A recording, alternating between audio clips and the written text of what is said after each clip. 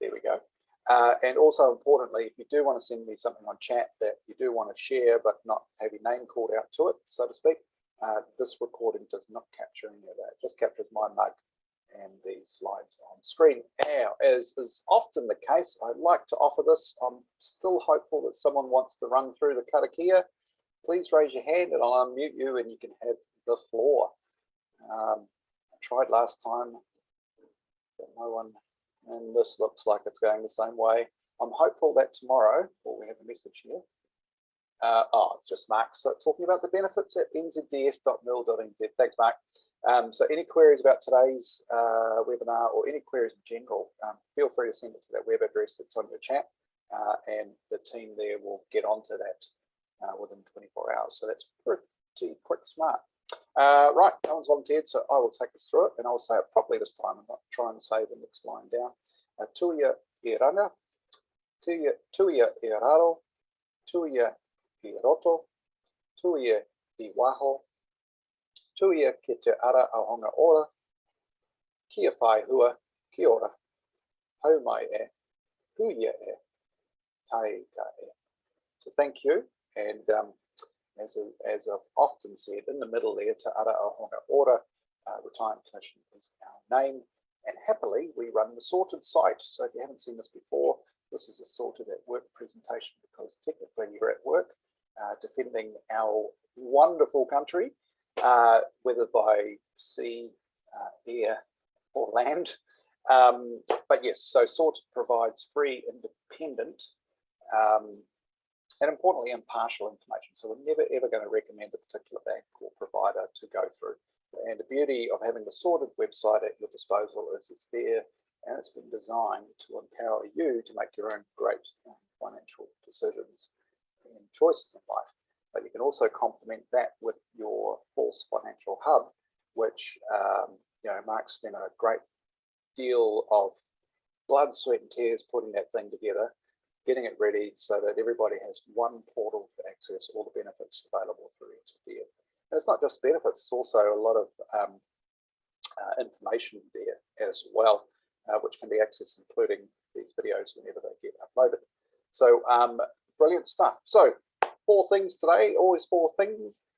Let me just slide my participant window across here. So keep the chat coming if you have any questions as I go along. So we're just touching on true cost of debt, so getting our heads around, if you're going to borrow money, is it going to cost us? And just, I think creating that little pause and thinking to make sure is debt the best option to actually use to get what we want to get, so to speak. A couple of debt strategies, and I think in the last session someone mentioned debt snowballing, which is brilliant because actually that is one of the debt strategies.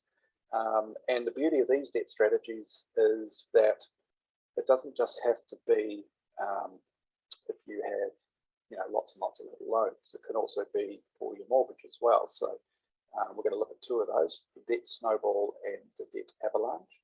I don't know why they picked the wintry type things because we're in spring now, but anyway, meeting my commitment. So looking at the other side of it, the more unfortunate side, where if we're looking at not looking, but if we're finding we're going to be struggling with our debt commitments, what are the obligations that the lender has, but also what are our rights and where we can go to get some advice and get some help as well.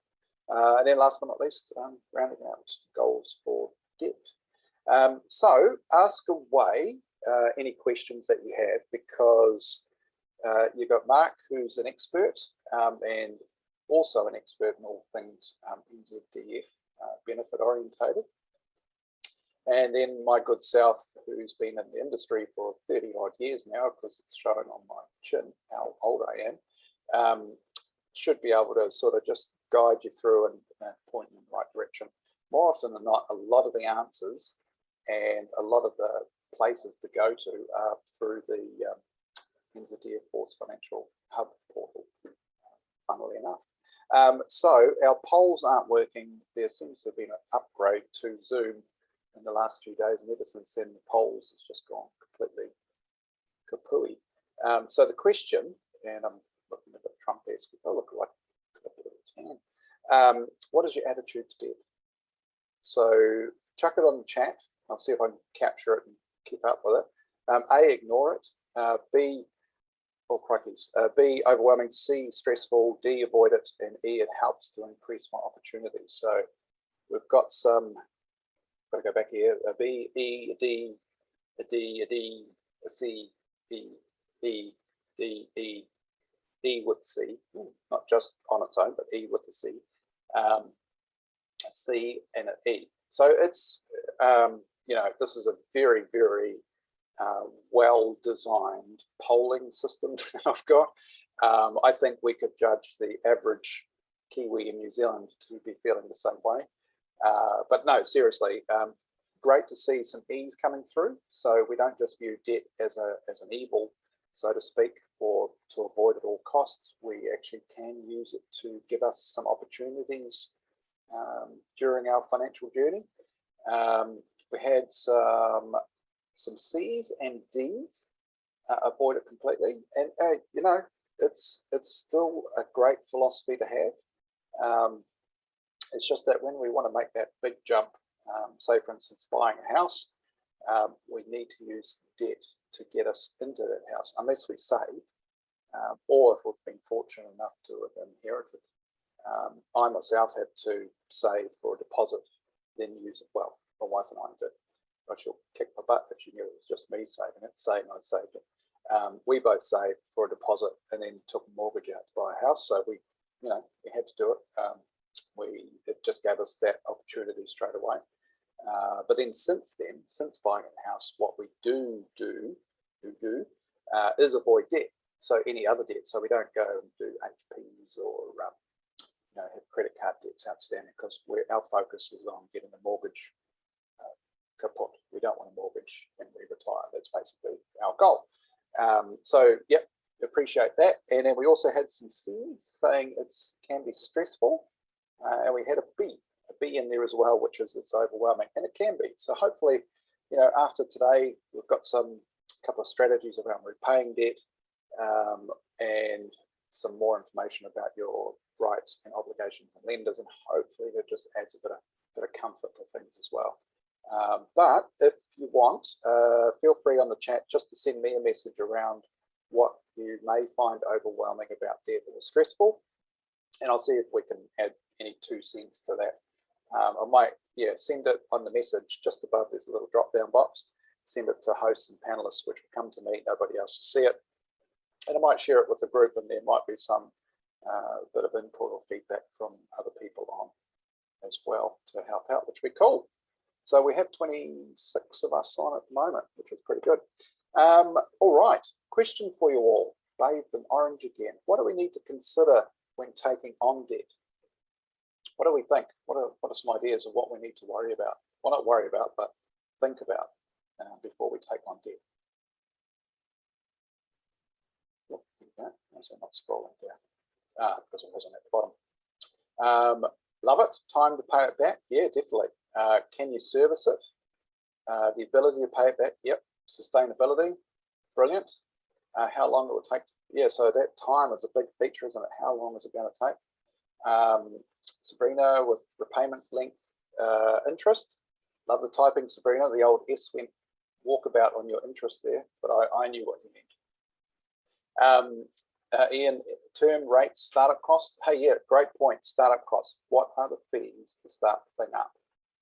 Especially if you're looking at a personal loan to buy a car with a bank, you might be stung for an establishment fee. And then also really important, figure out, are there any early repayment fees? Because if you want to pay the thing off quicker, you don't want to be stung for it as well. Misha, how much the interest is? Yes. How much it's going to cost you? Ooh, B, hit us with opportunity costs.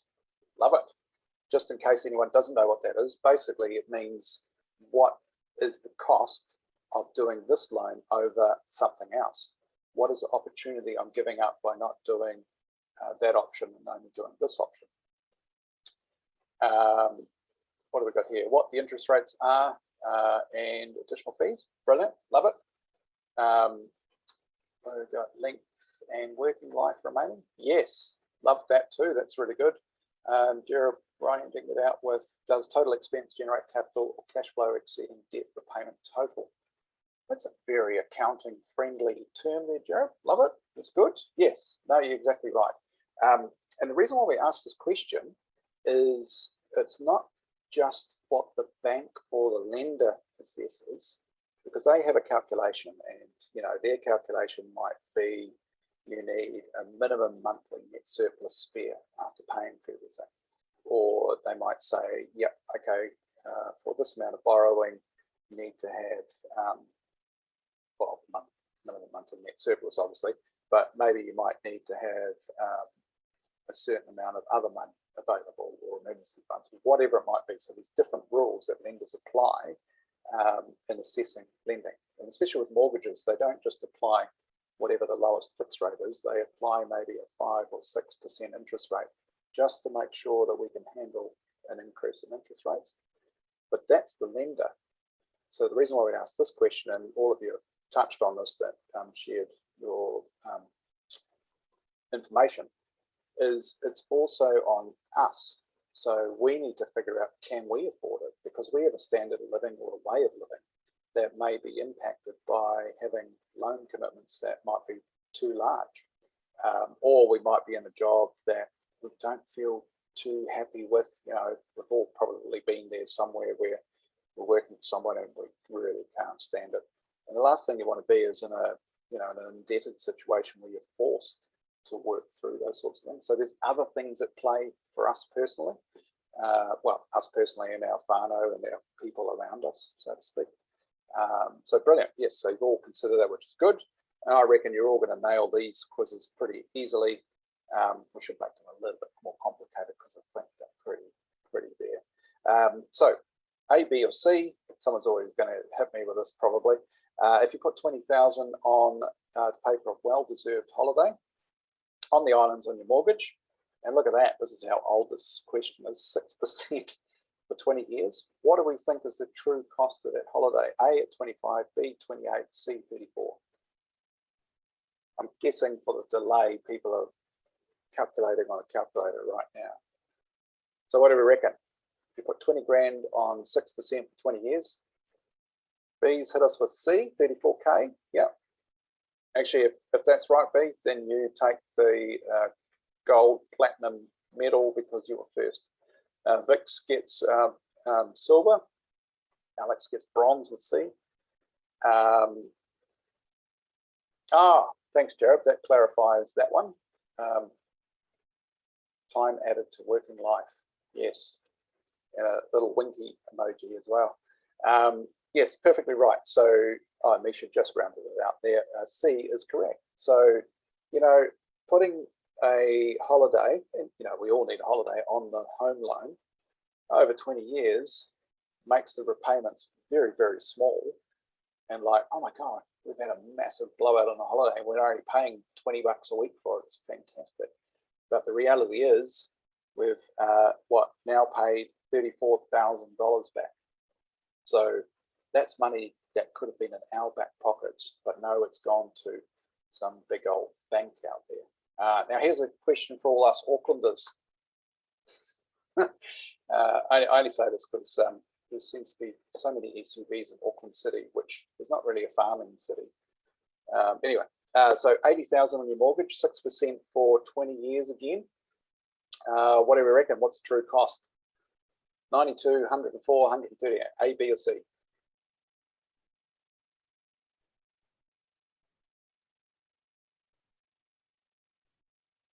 Oh, there's a bit of delay on this one.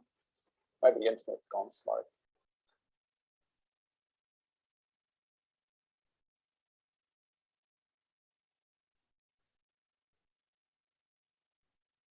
I think Zoom holds the answers and then sends them all through at once.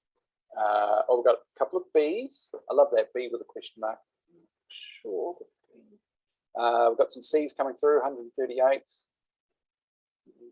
Another C, two capital C's and a little C. So there you go.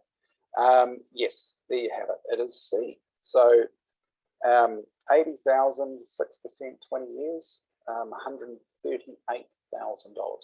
Again, who gets rich out of that? It isn't the car company. It isn't us. It's definitely going to be the bank. And that's assuming the interest rate for 20 years stays exactly the same. Oh yeah, and great point, Mark. Especially for a car or even a holiday, you know, because a holiday is great while you're there and you come back. It's great memories, but within 12 months, it's a bit of a distant memory. But more to the point with a car, 80,000 on an SUV. How much is that worth after, I don't know, well, how much is it worth the moment you drive off the car lot?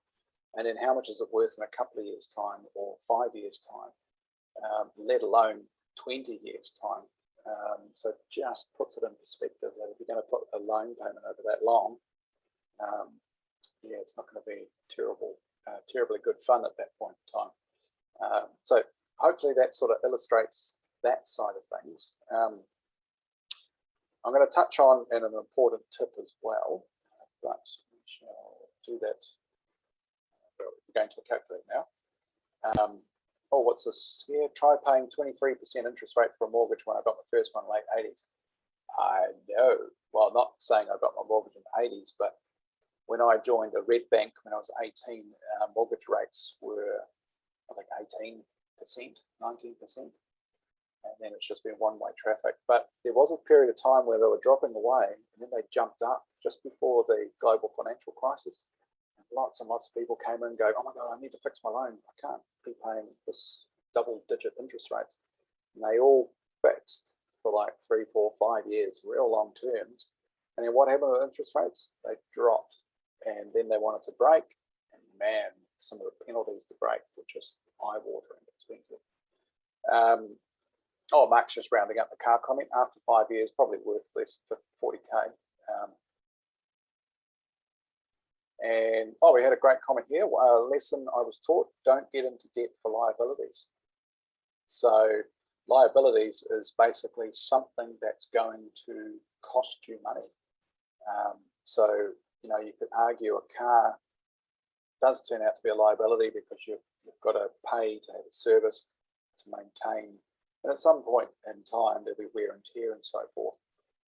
And generally speaking, cars don't go up in value unless you don't drive them, which sort of goes against the grain, really, doesn't it? Oh, okay, yes, good point. Yesterday I mentioned about some other good mortgage calculators. We've got to ask again for the links. Was regarding seeing the impact one of additional payments do. So what I'm going to good point, perfect segue. So here we go, under sorted. So if you are new to my particular or to our particular webinar here, I've just shared the link for sorted.org.nz. But under tools, all these tools are completely free and I encourage you to sign up if you can. We have something called a mortgage calculator. The only problem with this one is it is a cool calculator. It's very simple, shows you, what things cost. 500,000, let's just call that 3% because I've been an example for 30 years, and it's $973 per fortnight. So you can quickly see I've borrowed 500,000. It's going to cost me an eye-watering 259,000 in interest, or 258,573, and that will pay it in 30 years' time. What a happy thought. So total you'll pay is 758,000. So $500,000 is what you've got to pay back. So whatever you borrow, you have to pay that back. And the thing that we can control is how much we pay of this guy interest. So by paying extra back, we can actually shorten the loan term and pay less interest, which is really important. So to the person that asked about the loan calculators, this particular one I've picked out, it's just, we're not recommending them per se, but it's just a calculator I found, Westpac. I'll just put it on here. I think, Mark, have you got some calculators on the Force Financial Hub that people can use, or is that linked through to providers? Oh, linked to sort of, okay. So yeah, I mean, you can just punch in mortgage calculators and you'll come up with a whole raft of them. I've just put the link to the Westpac one, which funnily enough, you do have a package through them for NZDF employees. Oh, Mark shared another couple of ones. ANZ and MSN Money both have good calculators as well. Now, one thing I will touch on is tip number 1 for the debt webinar is you see this one here, interest.co.nz. Now, if you've never heard of it, just click on the link. Show you the link here. Put this on chat. There you go. But it's basic. It's not linked to Sorted in any way, so be aware of that. Yeah, Jared, awesome. You know the website by the sounds of it. But it's basically a repository of all interest rates in New Zealand. And look what happens if I click on borrowing. So, you know, let's close this ad. Let's close it. Because we're doing a debt session, we're not doing mathematics, which is unfortunately. So here we go. And now it's chewed up some of my system resources. That's really handy. But I clicked on borrowing rates, and the first thing that's come up is, I might just switch off my video because this website seems to be chewing a little bit of my resources. What's come up is the mortgage rates for all the banks. And as you can see, you've got ANZ, ASB, BNZ, Bank of Baroda, Bank of China, if you want to go there, CCB, Co-op, Heartland, HS, all the banks in New Zealand. And then if you keep going down, then you've got the building societies, credit unions. So you've basically got access to all the interest rates in New Zealand all at once. And if you want to do a quick check of what you're paying or what you're about to pay from your bank, then you can go into this website, interest.co.nz, find it all out and actually haggle, negotiate, because you've always got that power to negotiate with your bank. Alternatively, if you don't want to do that, Milestone Direct, who work closely with NZDF, they have a mortgage advisory component as well. So you get them to work on your behalf. So you've got a couple of options there, which is brilliant. And then importantly, if you wanted to, on the other side, you can look at savings rates. And then it summarizes all the interest rates for all your bank accounts with all the major banks and all the other ones as well. So if you never knew about that website, oh, magic, I'm back again. If you didn't know about that website, then yeah, such a great tool to have. Just get it bookmarked and you can always go back to it when you need to. Excuse me. But one thing I do want to get across, I don't think I've had any questions on this yet. I hate it when that drop down box comes down. Go away. Is, so here's our loan. Here's our $500,000 loan, 3%, 30 years. It's going to cost me $970 a fortnight. Now, it's a bit hard to sort of draw live, but I just want to show you that, remember how we talk about, or you may have heard how compounding growth or compounding interest is the best thing since sliced bread for your investments. It's the worst thing since sliced bread for your loans. So quick question for you all. How often is how often is interest calculated? See if we can come up with that. Joyce and Misha, daily. Anyone else want to venture a B, daily as well? Awesome. Daily. Man, I was hoping to catch you out. Yes, interest is calculated daily and charged, I don't know, might be weekly, fortnightly, or monthly. So the more you can bring your balance down regularly, the better it's going to be for you over the long run. So as a quick example, you'll see here I've got the fine-tuned loan. This is why I like this particular calculator. It's just easy to use. Instead of paying $970 a fortnight, let's pay an extra, I don't know, $100 a fortnight. So what does that make it? 1,070? Yeah. And then we're going to hit save. All right. So this is how powerful it is to just pay a little and long to a home loan. I mean, you can have the same sort of effect if you were saving money, but we want to pay the home loan off quicker. So you can see here we're originally 30 years, scroll up, 30 years, but by paying an extra $100 a fortnight, they've shortened it by 4 years and 4 months. So the interest we've saved is $40,000. So think about it, $100, $40,000 saved. Now, another way of thinking about this as well is where it says you're going to be debt-free 4 years sooner, is that's 4 years and 4 months worth of $970.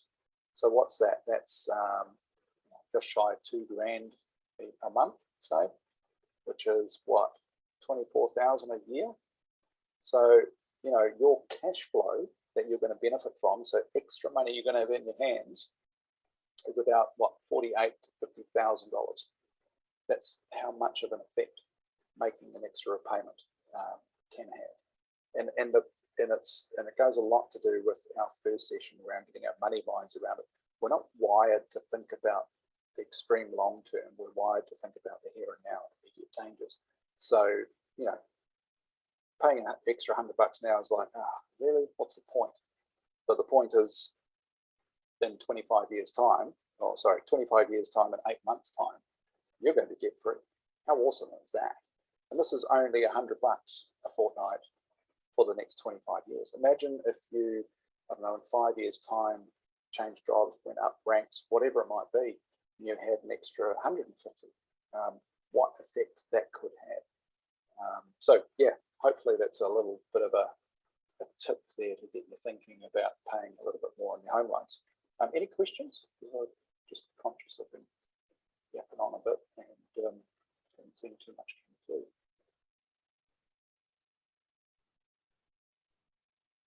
I don't think there's any questions so far, which is good. Maybe I'm on mute, nobody can hear me. So quick video now, and this is Francois, just a personal story around, what's this? So we've had a shared here. After sitting on that question last night, I Googled and found Money Hub Overpayment Calculator. It gives a visual graph to show where it cuts and allows one-off payments and regular addition. Oh, cool. All right, hang on. I'm going to copy that comment. Only because I've sent it to me, I don't want to share the name. But I've sent it to everyone. So if you want to Google it, it sounds like it's a calculator that can show it in a picture form. And I prefer picture forms because it's just so much more powerful. But so thank you so much to Mystery Contributor for that one. Awesome. So Francois' personal story here is about getting out of debt. And this leads perfectly into a couple of debt strategies we're going to talk about.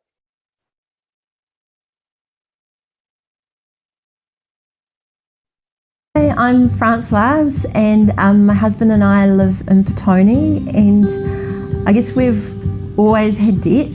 It started like 16,000, gradually got bigger and bigger. It sort of grew like mold, and then we're like, wow, yeah. At $40,000, we had 3 credit cards, a store card, and a finance company loan. I just sort of thought, well, enough's enough. So the first step was to sort of sit down, go through all of our debts and work out like a bit of a weekly budget. Once we'd done that, we looked at saving up a safety net. So when things come along, as they always do, we wouldn't have to turn to the credit card. And I've also got these envelopes. This is just a small selection. I have about 9 of them. But so this is my clothing fund. This is a special events fund, so Christmas and birthdays and Easter. And it's an entertainment fund. It's really good because it having to hand over cash, you sort of think more about what you're doing. We could pay it off faster if we just went completely bare bones, but we sort of want to live too. There's some things you have to do that just make life worth living. We want to start saving up a bigger safety net, so probably like 3 months worth of our salary, so that we've sort of got security there. And then after that, so look at making a big dent in our mortgage and just getting rid of that. So it's a long way to go, but it's good to kind of feel like we're in control.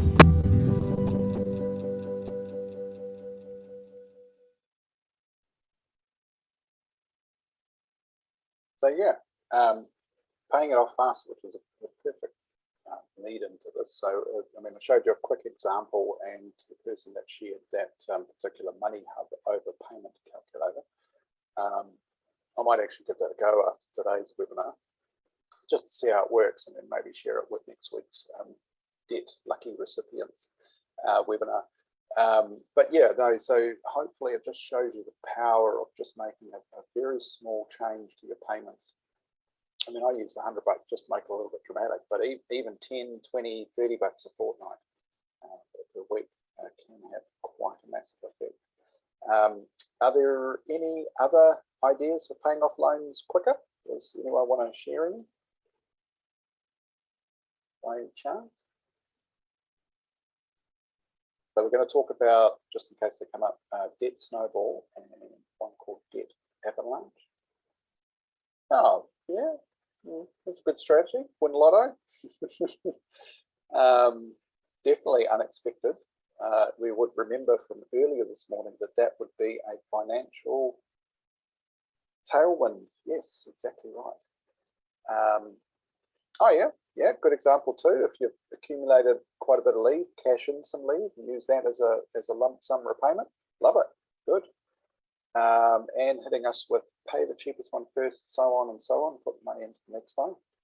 Love it, Anne. And you've stolen our thunder for debt snowball, but that's cool. Yes, no, brilliant. I think that might be it for them. Good question. So what about refinancing regularly? And this can be both sides as well. It doesn't just have to be home loans. It can also be personal loans or consolidating loans as well. So tip number 2, or if I'm not, tip number 3, I'm not quite sure. The one thing to remember if you are refinancing or consolidating loans is that you want to be very, very sure that you are on either the same term at a lesser interest rate, or using your repayments that you've saved to actually pay down that loan quicker than the original term, because it ensures that you're going to pay less interest. Because the key thing, that we can get caught out on is if a bank or a lender goes, hey, come to us, we'll consolidate all your loans into one easy to manage payment.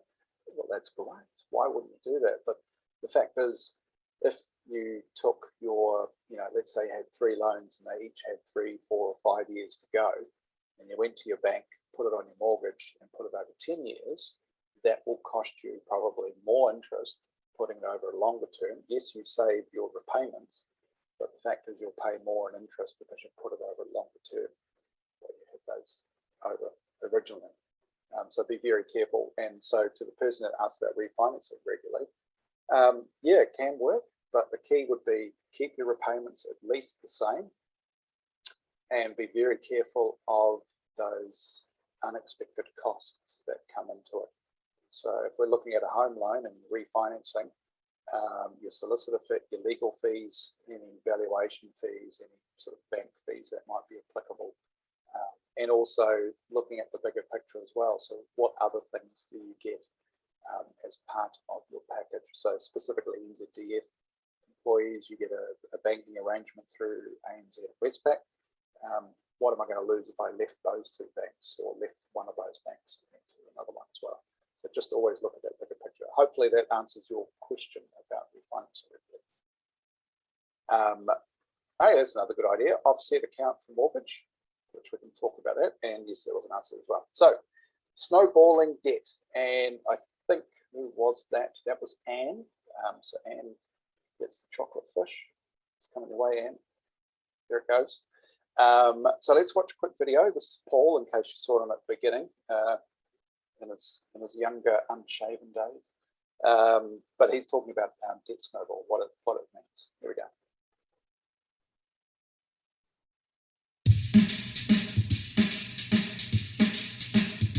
With a debt snowball, you knock out the smallest debt first, move on to the next smallest, and keep going until you've got the momentum of a snowball rolling downhill, eventually taking them all out. There are 2 advantages to this. You get the boost of seeing one of your debts disappear sooner, and that sense of progress propels you towards eliminating the next one, and so forth. Much about money depends on how we think about it. And getting on a roll with a debt snowball can really work for some people. And since some of the small debts may be to family or friends, paying those back early can benefit those relationships too.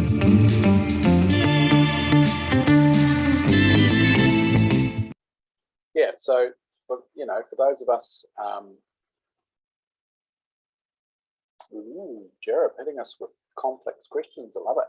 So we just had a question as well, just a comment about offset account for a mortgage and a question mark. So I'm guessing what that means is offset accounts for mortgages any good, and what do you think? So I'll answer that with that one.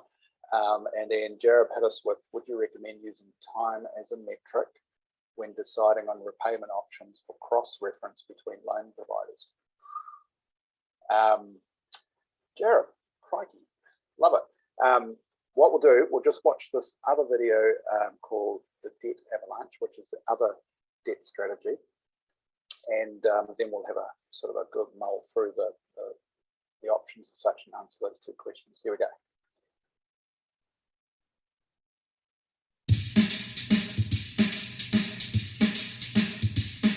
A debt avalanche is where you take out the debt that's costing you the most first. You start with the high interest debt, like credit cards or a car loan, and as soon as that's taken care of, move on to the next highest interest rate. Rinse and repeat.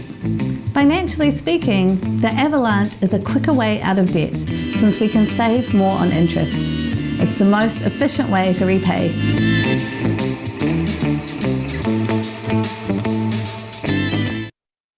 Outro music. I won't click on the next one because there's a slide coming up on Sound of Music. So just to those points, and especially to the debt avalanche, it is definitely the most efficient way to repay debt. But be very careful of it, because this is the sort of maths thing that says, yes, you must repay the highest interest rate debt first, then move to the next one. Both strategies have one thing in common, and that is, once you've paid off one loan and you move on to the next one, you take the saved repayments and put it on the next one. I know it sounds obvious, but trust me when I say, and I've worked in banks where people have paid loans off, and the temptation to use that extra money for, I don't know, oh, we need to have a trip. We've just saved so much for so long, paying this loan off, we just need to treat ourselves. It's easy to fall into the habit of using that saved money for other things. So try very hard to ensure that the saved repayments go on that next loan. That's the key one across both of these strategies, using those saved repayments. So we've referred to the debt avalanche as being the most efficient, but psychologically it can also be the one that takes the longest to achieve. And the reason being is that some loans that we hold that are higher interest might actually be larger balance loans as well.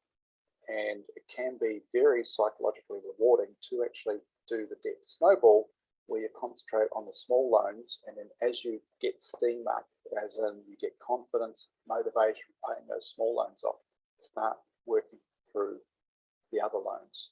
And it becomes self-fulfilling, self-reinforcing, and it keeps you focused on the task at hand. Versus a debt avalanche, which, like I say, an Excel spreadsheet says to do that, you might be spending 5 years paying one big loan off before you move to the next one. And I would say, if you are going to do that method, try and incorporate maybe some mini goals along the way, so that you don't feel as if you're waiting 5 years to get to that point. Maybe give yourself a goal in 6 or 12 months, that if you get to a certain balance, that you give yourself a reward, so to speak. Hopefully that makes sense. So just for home mortgage people, the offset account, yes, it can work. And what an offset account is if you hold your loans with a bank, I don't think all banks offer it, only some, but banks normally give you interest in bank accounts. And what an offset account does is say, okay, well, instead of paying you interest, you will get a deduction for your balances. So let's just say, in my left hand here, all my balances with my bank adds up to $10,000 across my check, my savings, and other savings, $10,000. Then what the bank does on this side with the mortgage is say, okay, well, $10,000 of your $500,000 loan is not being charged interest. So your balances here offset the interest on the mortgage. Hopefully that makes sense. So it can work, it does save interest, and that's exactly what you want to do. You want to save interest. And it's good for people that don't want to use a revolving credit or a floating mortgage type arrangement where they're paying money in having access to it. So it was a great question. Thank you. Hopefully that answered that. And then Jarab's question around using time as a metric. In financial circles, we talk about return on investment, ROI. So that figures out your true cost of the investment. So if you're comparing loans, what you want to do is do the same sort of thing. So what's the return on paying that loan off? So how much interest am I going to get charged? What are the costs I'm going to face getting in there? Less some of the benefits are going to give me, like a cashback, whatever it is. And then what you can do is compare the two, because then time doesn't come into it. What does come into it is how much interest you're going to pay. And you'll notice that, might be getting tongue-tied here, but that way, if you add up all your costs, less the benefits they're going to give you, should by the end get two amounts and say, okay, well, bank A is going to cost me $150,000, but bank B is actually going to only cost me $135,000. So over the life of the loan, I'm going to be better off with bank B. So it works for long term. If it's shorter term, like as in it's maybe for a 1 to 3 year fixed term, then what you want to look at is maybe the difference in interest rate. So what are you saving on that balance for that term, less the benefits? And Mark's brought up a great point. That's what a mortgage broker is for. They can sit there and they get paid by the banks to do this. You don't get charged. They can sit there and work through the numbers with you and come up with the best potential deal. So hopefully, Jared, that answers your question. Cool. Don't think I've seen anything come through. My right eye's keeping an eye on the chat. Now, there is a very simple debt calculator here, if I can find it. There we go. On the sorted. Ah, Mark, love it. You see that? We're extremely helpful, which is good. That's great. This is exactly these webinars we want to put you in the best financial situation possible. And I should, I might be biased, but we should shout out to NZDF as a whole for making these available, because, you know, that's a sign of a great employer that they've given the time to have these sessions being run as well, which is awesome. Love it. Oh, Mark, you can answer this one on chat. Does the NZF have a preferred mortgage broker? There you go. You can answer that one, Mark. I know the answer, but I'm going to let Mark write that one out. But you can see here on this is a quick calculator. All right. Mark said, yes, we do. And I know who it is. It's Milestone Direct. And if you go to the Force for Families, let's just get this link up for you. Force Financial Hub, mortgage brokering. I'm going to stop talking for a second. Here we go. There's a little video on it as well, from Milestone Direct as well. But you can see here, free mortgage brokering. Here you go. You have access to free mortgage brokers who can assist in getting a good deal. First home, happen through the process, KiwiSaver advice, that type of thing as well. And then obviously, if we're leading into doing a bit more planning around that, you get discounted financial planning as well. So perfect combination. Cool. All right. So this is just a quick highlight of, like I say, it's a simple calculator, but it's a quick, easy way and an independent calculator to know how to compare between different lending deals effectively. So that's available to you as well on the Sorted website. Yes, Sound of Music. Who's watched Sound of Music? That feeling you get when you pay off your credit card debt, you know, free, the hills are alive, all of that. Look, trust me, I don't put these slides on here. I just talk to what's being put together. And yeah, for as long as I can remember, that's been like that. So someone obviously liked the Sound of Music at the time. Now, question for you all. You've got two descriptions on screen. Now we're going for time for me to speed this up a little bit. Productive, unproductive debt. What do we think we mean by those two terms?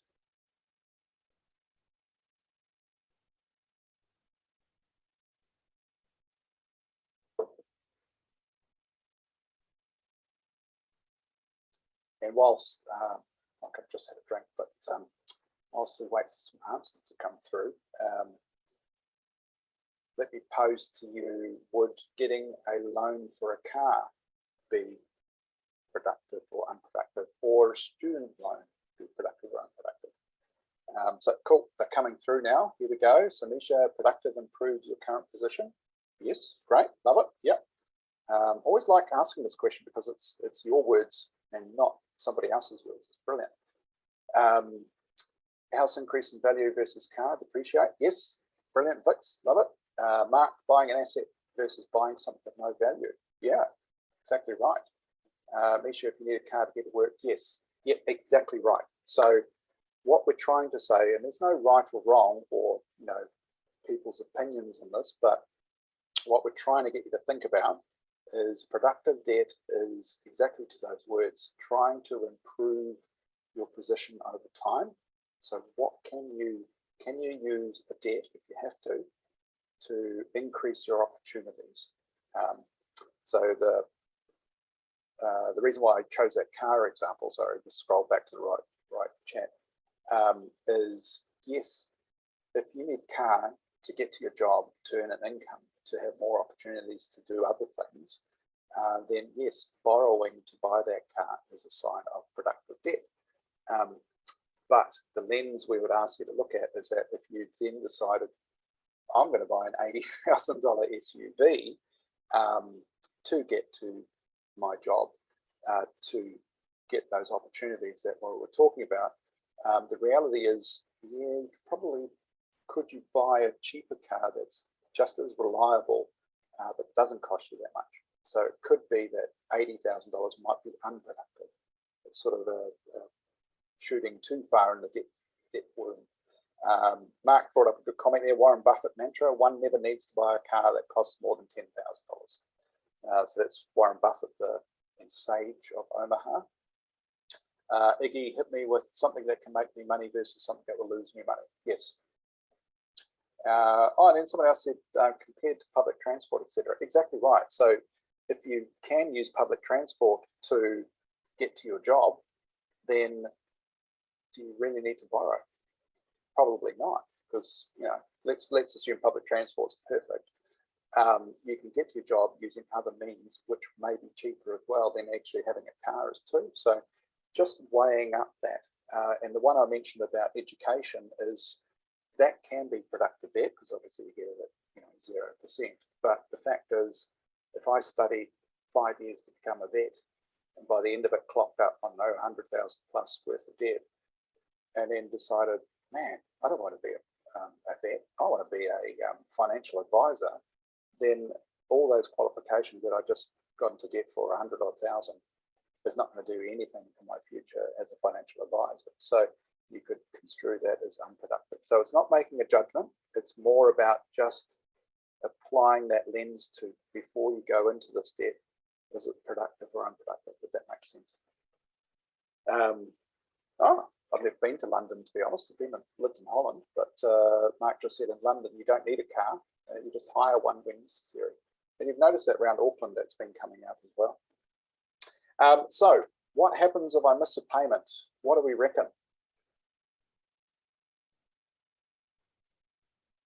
Oops, just got some answers away there.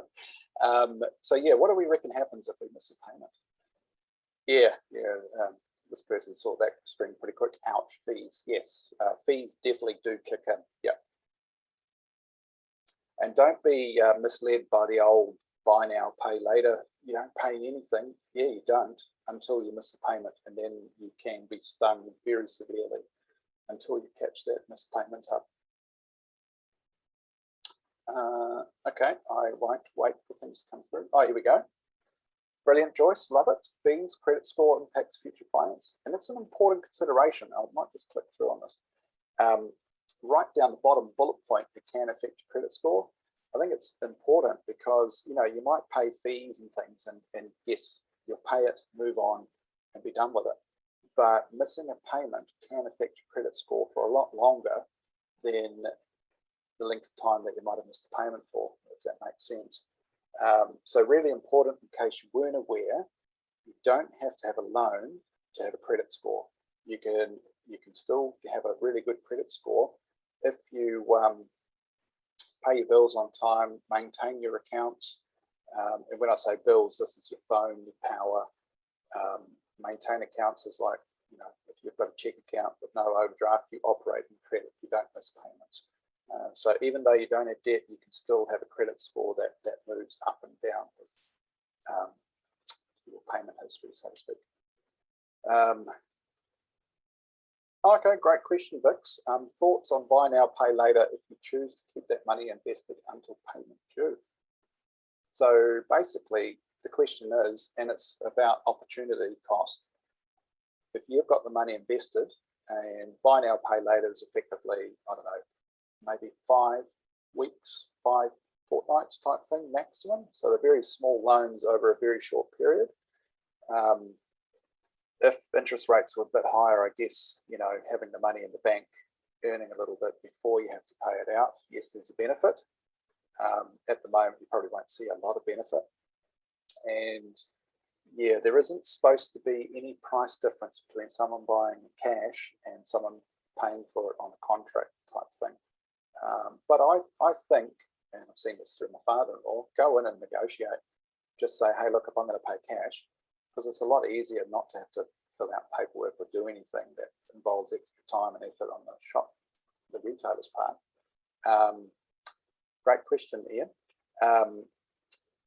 Paying cash, you might be able to get a bit of a discount as well. So yes, definitely, if you've got the money in the bank and using somebody else's money for zero cost is a better option because you're not using your money.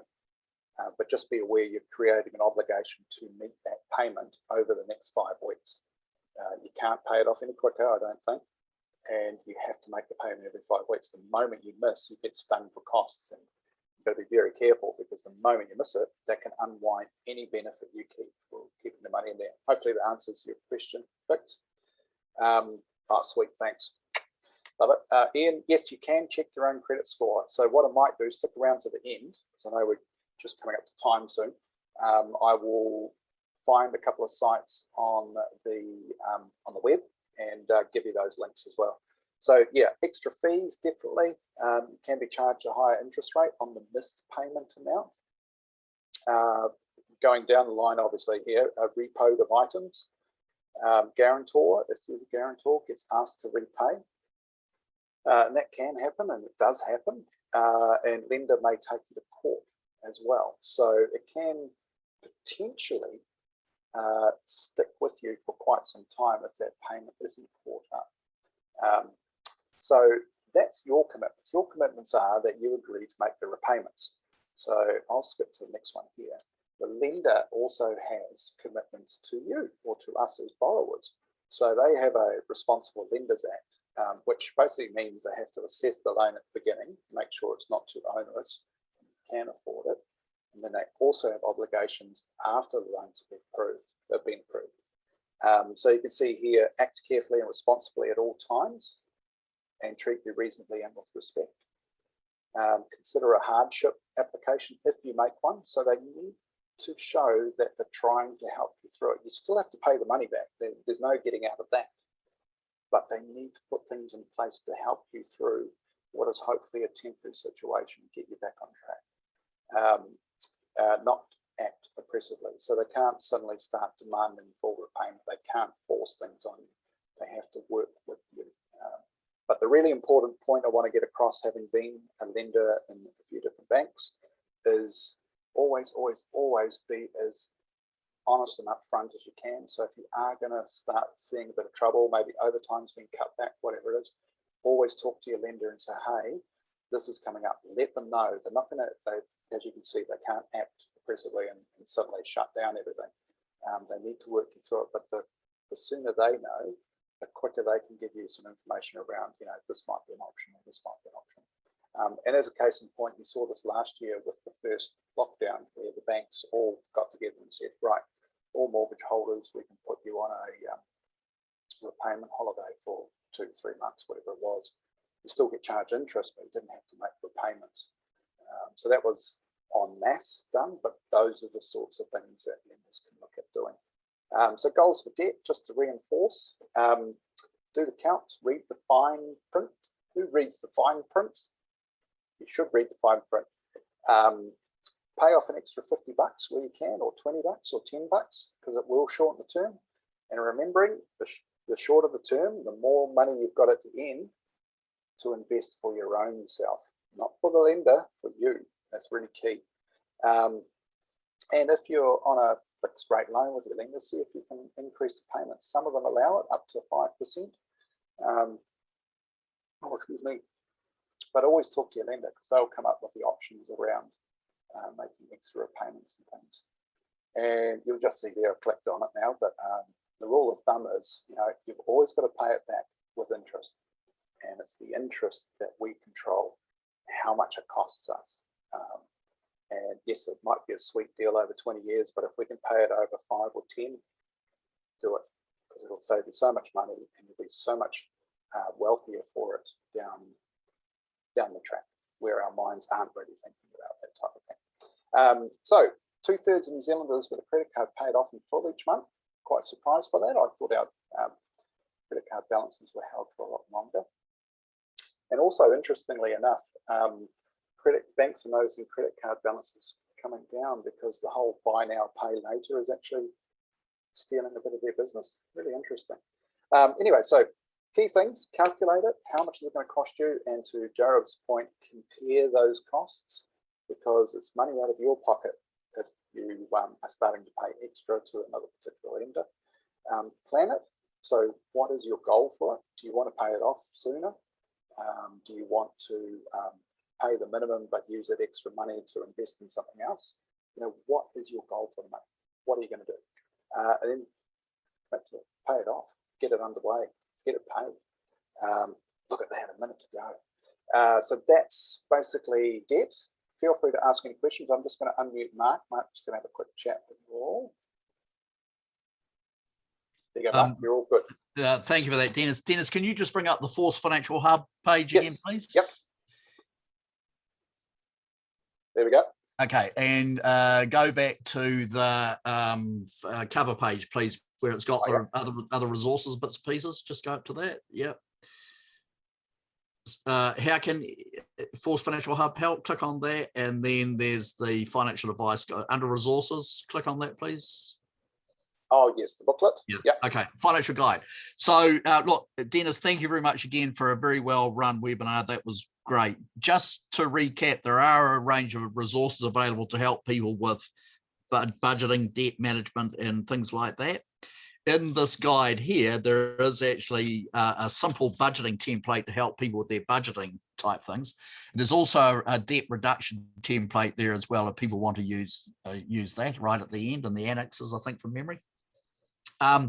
Dennis has also made reference to, the other thing about the budgeting services is all the campuses and bases and head offices actually have access to free budgeting services that are available there to help Defence community members in their households cope with budgeting issues. So please feel free, have a look at the guide. They're all listed there again in terms of contact details and all that sort of thing. Have a look at them and feel free to give them a call or email or text if you're wanting to access those budgeting services. The other thing, as Dennis mentioned, we do provide a financial advice and mortgage broker service through Milestone Direct Limited. They provide very good services for our people. So please feel free to access them. They are, even though they're actually in lockdown like the rest of us, they are still working and working very hard, and they're more than keen to hear from our people, both from a mortgage perspective and from helping with financial advice and financial plans and all that sort of thing. And they're also happy to help people who are negotiating their or renegotiating their mortgages.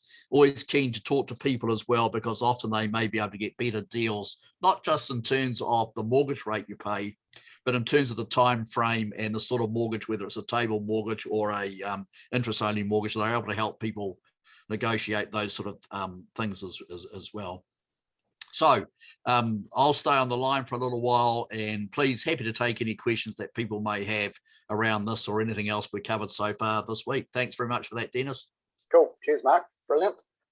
So Ian, to your point around checking your own credit score, I've just put the link up there, govt.nz, and this is it here. and you can check your own credit. For it to be free, you just have to wait for them to send it to you. You can request it quicker, but they are allowed to charge you for that. But Centrix, Ilion, and Equifax are the three. And then it just really tells you about, okay, well, actually, if there's something wrong on there, how can you correct it? So, Ian, hopefully that answers your question, mate. What have we got here, Iggy? Paying cash, walk in with a notebook, ask for details and cash deals, write it down, get a name and walk away to the next place. They'll offer the better any other deal. Save myself $400 on my new TV. It's also fun and empowering. Yeah. It's brilliant, Iggy. Love it. Love it. It's really good.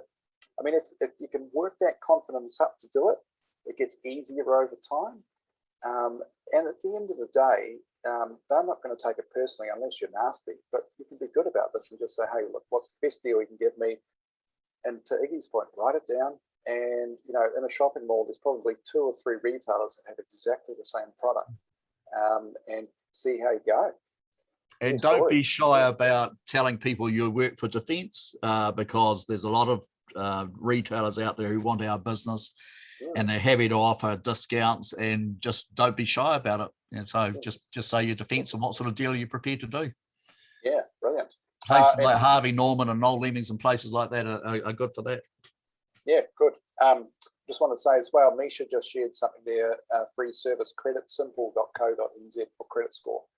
So be aware as well with a credit score, by you checking it, can unfortunately lower your credit scores. Don't go in and check it every month or ask to have it checked every month, because it can have effect on the credit score. So just bear that in mind.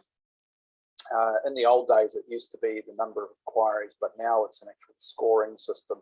So you want, I think, to be in the green zone, the good zone. You want to have a figure 700 and above, I think. And if you're in the red zone, I think it's below 500 or below 600, I think somewhere around there. But yeah, just be aware. And this tip number 4 for today, you do not have to get into debt to start building your credit score. And I think Mark shares a sentiment too, by, you know, being in the Flexi Saver, by being in KiwiSaver, by having savings accounts showing that you can save money. I think that's much more powerful than paying a loan off that you have to pay off. The fact is that you're giving up some of your funds, so to speak, from your pay to save it. Is much more of a discipline than paying a loan off. That's my personal thoughts. Mark, anything to? I totally agree. What they want to know is how disciplined are you with your money? Exactly. Oh, thanks, Jared. Did you see that comment, Mark? So much value. Thank you, gents. That's good. That's really good. Please help spread the word, Jared. Yeah. Good man. Any questions, everyone? We've still got 20 on board. So, oh, there we go. We haven't agreed. Oh, crikey, here we go. What's this one? This is a long comment.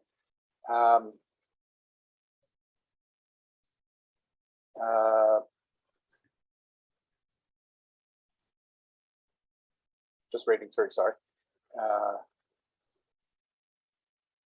Yeah, it's the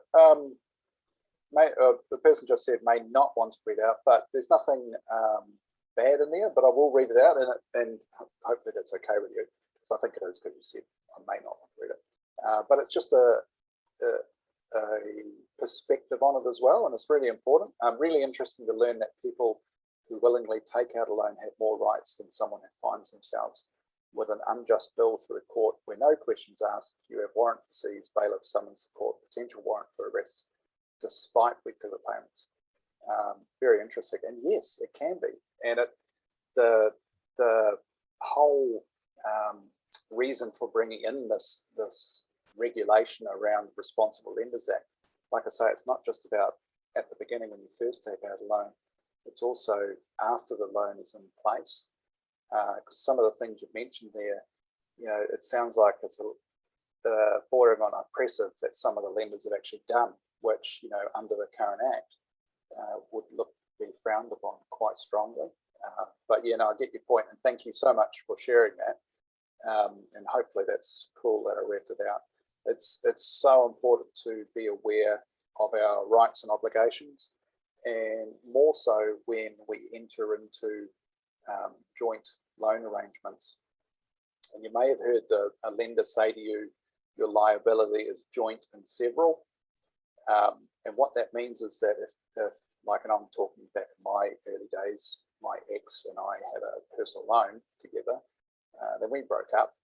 But joint and several means she's just as liable as I am for all of the debt. The bank doesn't care who's going to pay it. They just want to know they're going to be paid.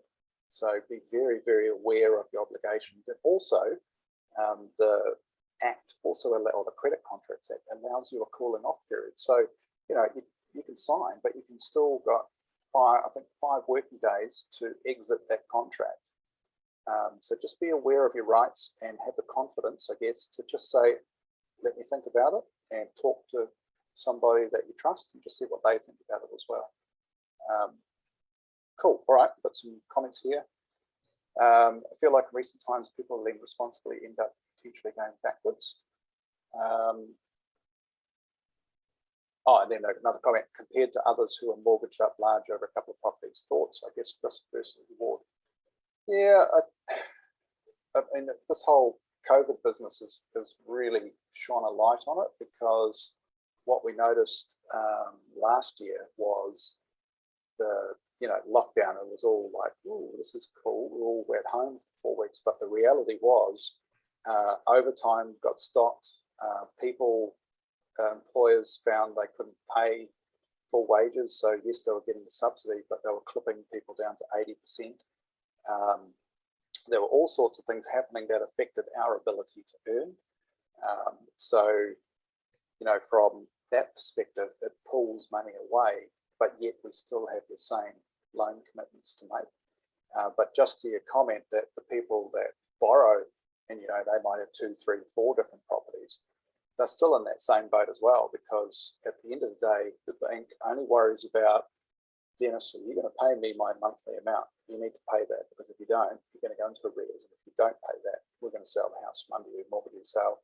Any shortfall we'll give to you, and potentially you might be made bankrupt. So the bank's always going to look at us. So to your point around risk versus reward, people that leverage up and buy multiple properties and buy lots and lots of properties, they can always come unstuck, and they are taking a lot more risk, borrowing a lot more money. Property is not a sure thing. I hate to say it, but it's never a sure thing. No investment's a sure thing.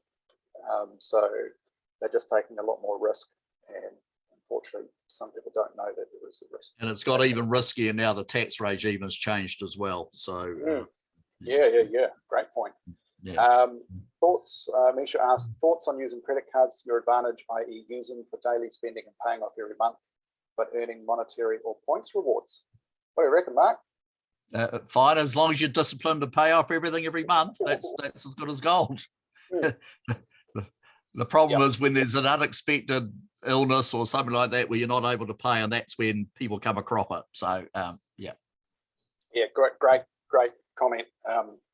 And some people use it with their revolving credit. So if you've got a mortgage revolving credit, if you don't know what it is, have a talk to the mortgage broker at Milestone, and they'll happily explain what revolving credit is. But effectively, you're trying to drop the balance with your pays and pay your bills on your credit cards, so that every month or every up to 55 days, you can pay your credit card off in full from the balance in your loan. So you're saving interest.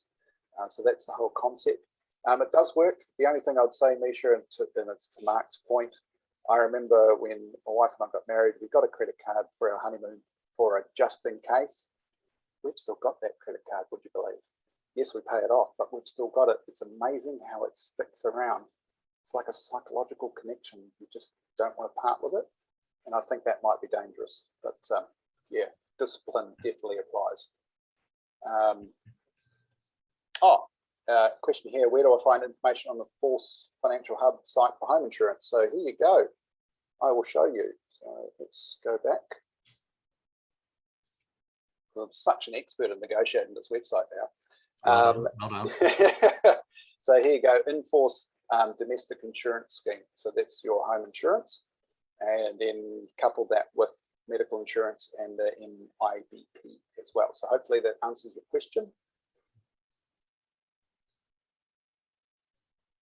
One of the things we look at very carefully is the number of financial hardship claims for both our Kiwi Saver scheme and the Defence Force superannuation scheme. And we get a report from Mercer and Trustees Executors, who are the supervisors for our scheme.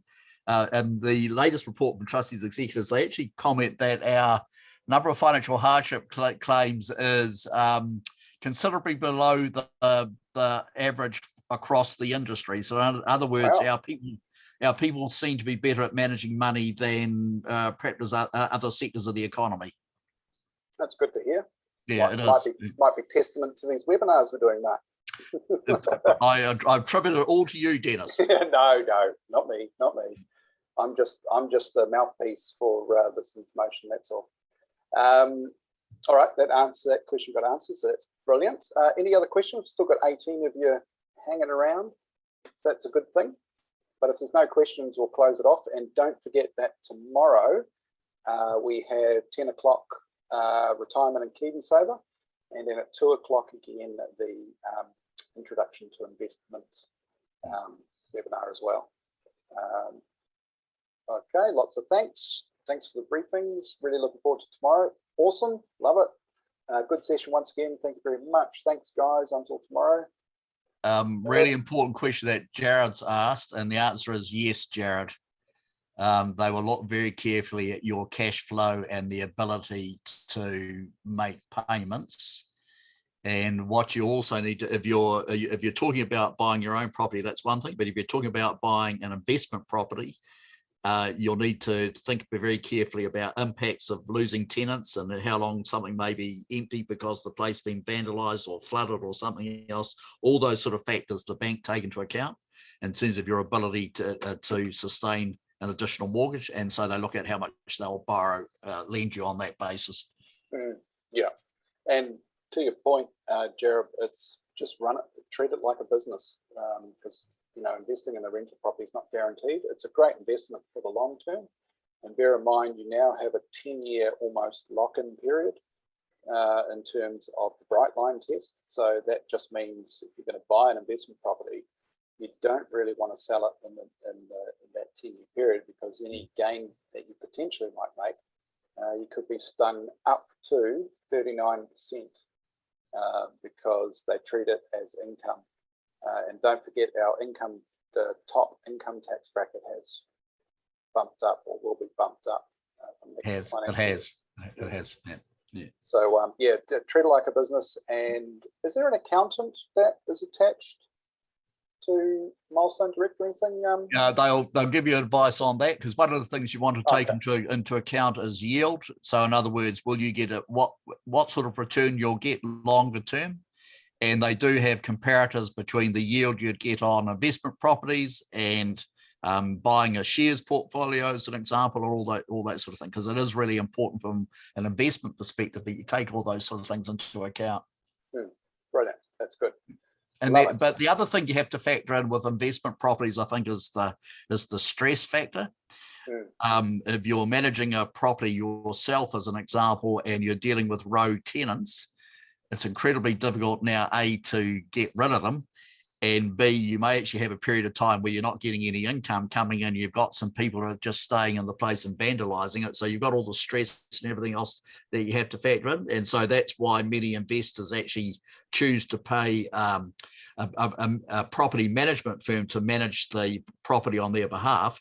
But of course, that incurs an additional cost as well. Yeah. No, it's all good points. Yeah, very knowledgeable on that front there, Mark.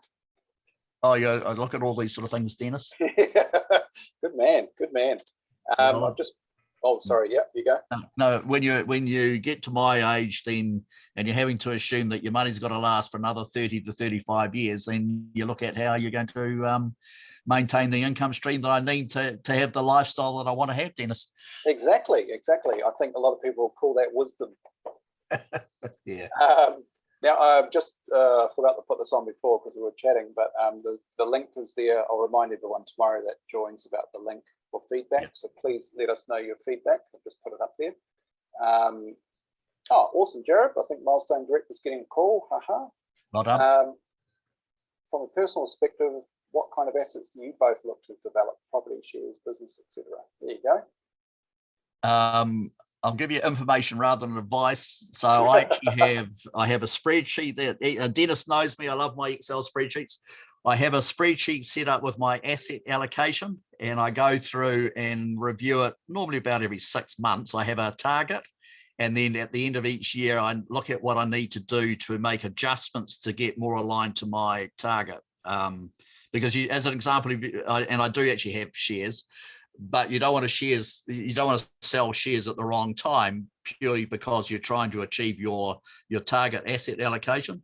And so that's why you're always taking a long-term perspective. And there is a lot of information out there around what you can expect longer term to get in yields. In other words, the return for both property, residential property, commercial property, all those sort of things. And so and the financial advice service will be able to help you with that as well.